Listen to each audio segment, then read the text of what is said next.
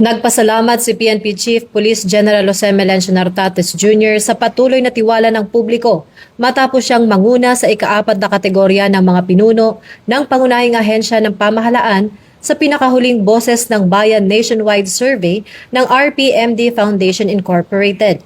Isinagawa ang survey mula July 12 hanggang 19 sa 10,000 respondents sa buong bansa, kung saan nakapagtala si Police General Nartates ng 85.4% Index of Governance, kabilang ang 85.3% Trust Rating at 85.6% Job Performance Rating.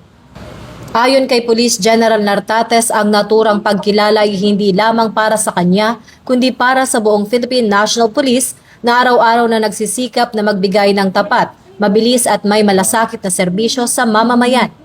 Aniya, ang tiwalang ibinigay ng publiko ay patuloy nilang pagbubutihin at pananatilihin sa pamamagitan ng tunay na paglilingkod.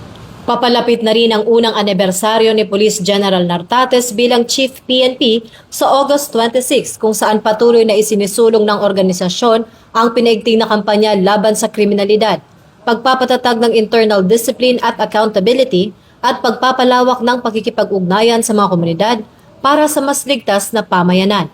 Iginiit ng Chief PNP na magsisilbing inspirasyon ang pagkilalang ito upang higit pang paigtingin ang epektibong law enforcement, palakasin ang ugnayan sa publiko. Mula rito sa Campo Crame, ako si Patrol Woman Sari Bernales, nagbabalita para sa Police News Network.